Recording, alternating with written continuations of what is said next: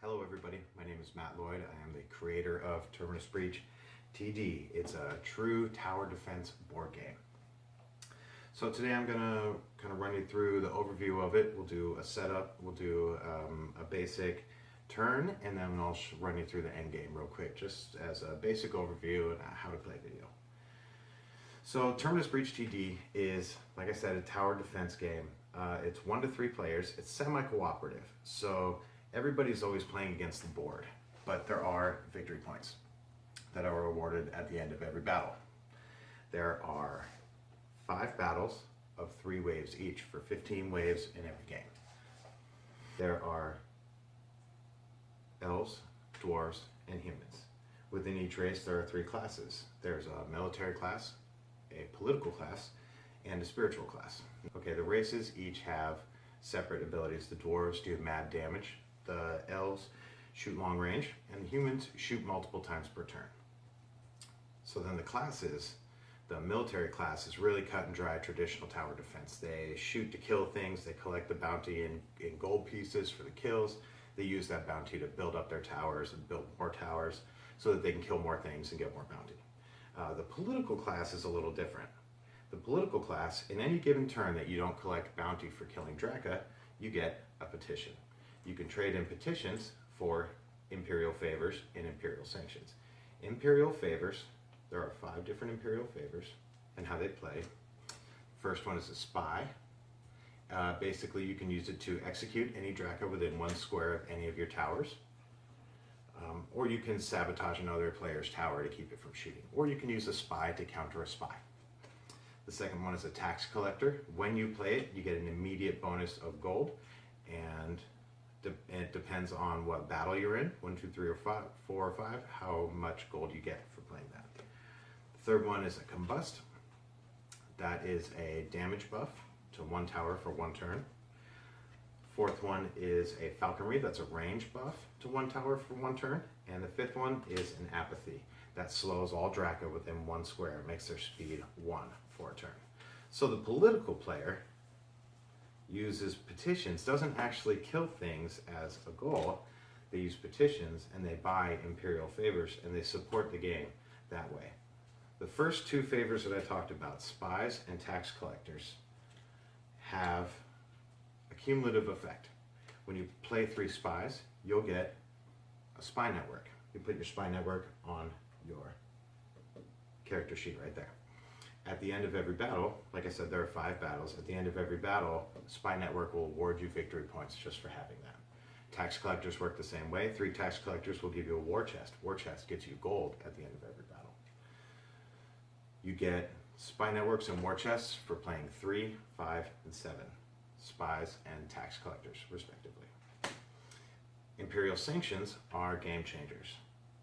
They are like the Renovate, which is a free upgrade on any tower. Invocation, which is a maximum blessing. I'll go over blessings in a little bit.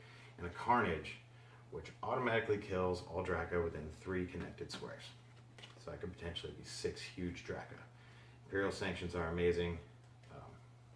So that is the political play. You're not about killing things, you're more about supporting the board and using wizardry and imperial favors and spies and war chests in order to accomplish your goals. The spiritual, the 3rd class, is the spiritual leaders. Spiritual leaders kind of ride half and half. They play half military and half political. Now where this comes into play, I've got 2 characters set out here right now. I have the Stone Fist. This is the military dwarven character. And the Consul, which is the human political player. Each character levels up 3 times. The closer you play your character, the better you're going to do. Military characters are all about kills. First level for the Stone Fist is get 5 kills. As soon as you get 5 kills, you get this card. It becomes a playable card. You get to cast a Combust and get a 1 square Carnage. Kill all Draka on 1 square, just for leveling up. So the better you play your character, the faster you're going to level up, the faster you're going to get these cards to play, and these are huge boons to your game. So that's a quick overview of the characters. There are 9 characters total. Let's go through the Draka card real quick. Basically how Draka cards work is they're really basic. I've got my hand model. We'll put one up on the screen right now. So each Draka card has a speed rating, a toughness rating, how much damage they can take, and a bounty rating in GP. When you kill them, that's how much GP you get. And then a threat level down at the bottom, that if they get to the end of the board and off the board, that's how much they raise your panic level. If your panic level ever reaches 10, the game's over. The other way to end the game is by making it through all 15 waves and clearing the board of all Draka, and then you win. So the next big card that I want to show you are tower cards. How tower cards work in this is when you build a tower, you pay the build cost. We'll put a tower up there. So you pay the build cost in GP to build that tower.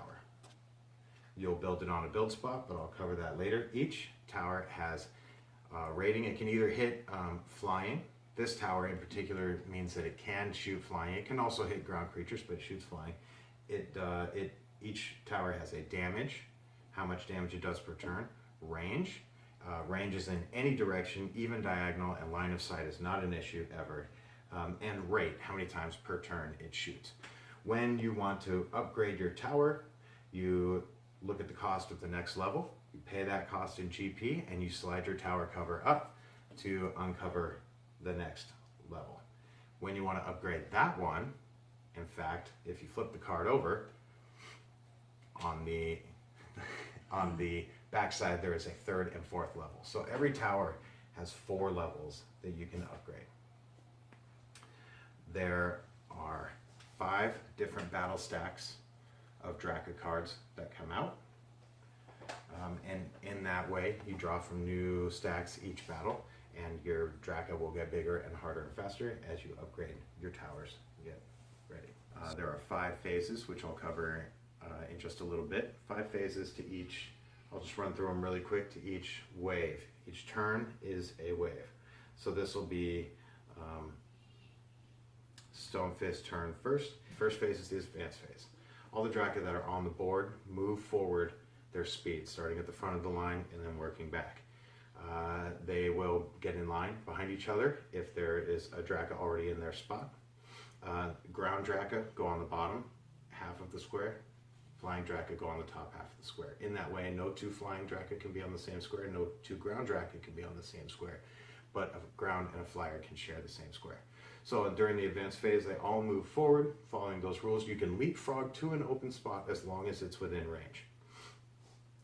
Then the second phase is the draw phase. Whoever's turn it is rolls the d6, adds the battle modifier for whatever battle you're in. In battle 1, it's 2, so it would be a d6 roll, 3 plus 2, 5 Draka would come out. You roll those out using the same movement rules. If there's nowhere for a Draka to come out, it gets trampled, it just gets killed. The third phase is defend, starting with the active player. All towers that can shoot must. If there's anybody in range, you have to shoot. You take all your shots on your turn, starting with the active player, and then it goes around the board. The next person takes all their shots. Everybody shoots during everybody's turn with all the towers that can. The resolve phase, you resolve what happened during the defend phase. If ever you kill a Draka, you give enough damage for it to exceed its toughness. As soon as that happens, you pick it up off the board and you place up. During the resolve phase, any face-up Draka, you collect the bounty on them and turn it face down. If you don't collect any bounty at all, you get a petition. During the resolve phase is also where you can trade in petitions for Imperial favors at a rate of 2 for 1, 3 for 3, or 5 for 5, or 5 petitions for 1 Imperial sanction. So that's the resolve phase. The 5th phase is the develop phase. Again, starting with the active player, they can upgrade their existing towers or build new towers wherever they like as much as they can or want to, and then it moves on around the board. And that's a wave.